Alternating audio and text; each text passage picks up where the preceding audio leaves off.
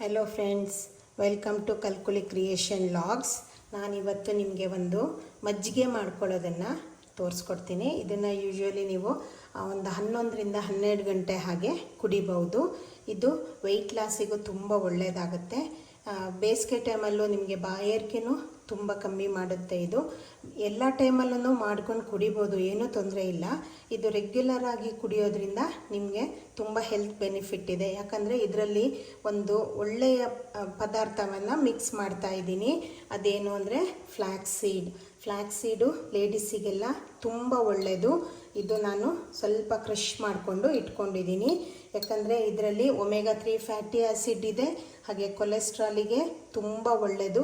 ಲೇಡೀಸಿಗೆ hormonal ಇಂಬ್ಯಾಲೆನ್ಸಿಗೂ ಇದು ತುಂಬ ಒಳ್ಳೆಯದು. ಮೆನೋಪಾಸ್ ಆದಮೇಲೆ ಹಾಟ್ ಫ್ಲಶ್ ಅಂತೆಲ್ಲ ಬರುತ್ತಲ್ಲ, ಅದಕ್ಕೆಲ್ಲ ತುಂಬ ಒಳ್ಳೆಯದಾಗುತ್ತೆ ಇದು ಉಪಯೋಗಿಸೋದ್ರಿಂದ. ಇದನ್ನು ರೆಗ್ಯುಲರ್ ಆಗಿ ಉಪಯೋಗಿಸೋದ್ರಿಂದ ನಿಮಗೆ ಕೊಲೆಸ್ಟ್ರಾಲು ಕಮ್ಮಿ ಆಗುತ್ತೆ, ವೆಯ್ಟ್ ಲಾಸಿಗೂ ಇದು ಹೆಲ್ಪ್ ಆಗುತ್ತೆ. ನಾನಿವಾಗ ಮೇಯ್ನ್ ಇಂಗ್ರೀಡಿಯೆಂಟು ಇದಕ್ಕೆ ಒಂದು ಅರ್ಧ ಕಪ್ಪಷ್ಟು ಮೊಸರು ತೊಗೊಂಡಿದ್ದೀನಿ. ನೀವು ಪ್ಯಾಕೆಟ್ ಮೊಸರಾದರೂ ಉಪಯೋಗಿಸ್ಕೋಬೋದು, ಇಲ್ಲಾಂದರೆ ಮನೆಯಲ್ಲೇ ಮಾಡ್ಕೊಳ್ಳೋದಾದರೂ ಆಗುತ್ತೆ. ನಾನು ಅರ್ಧ ಕಪ್ಪು ಗಟ್ಟಿ ಮೊಸರು ತೊಗೊಂಡಿದ್ದೀನಿ. ಇದಕ್ಕೆ ಒಂದು ಕಾಲು ಟೀ ಸ್ಪೂನಷ್ಟು ಉಪ್ಪು ಹಾಕ್ಕೊಳ್ತೀನಿ. ನೀವು ಉಪ್ಪು ಬೇಕಿದ್ದರೆ ಹಾಕ್ಕೊಳ್ಬೋದು, ಇಲ್ಲಾಂದರೆ ನೀವು ಅದನ್ನು ಸ್ಕಿಪ್ ಮಾಡ್ಕೊಬೋದು.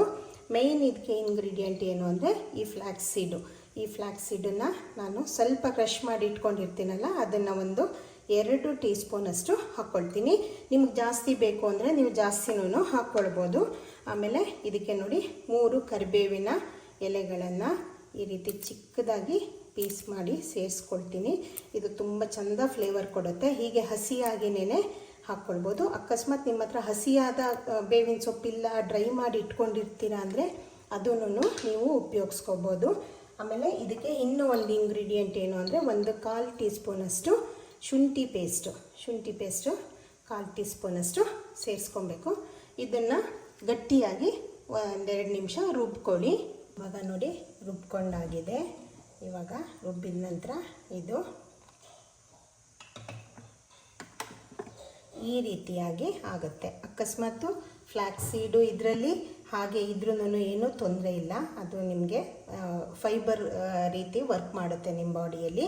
ನೋಡಿ, ಇವಾಗ ಇದಕ್ಕೆ ನಿಮಗೆ ಎಷ್ಟು ಕನ್ಸಿಸ್ಟೆನ್ಸಿ ಬೇಕೋ ಆ ಕನ್ಸಿಸ್ಟೆನ್ಸಿಗೆ ನೀವು ನೀರನ್ನು ಸೇರಿಸ್ಕೊಳ್ಳಿ.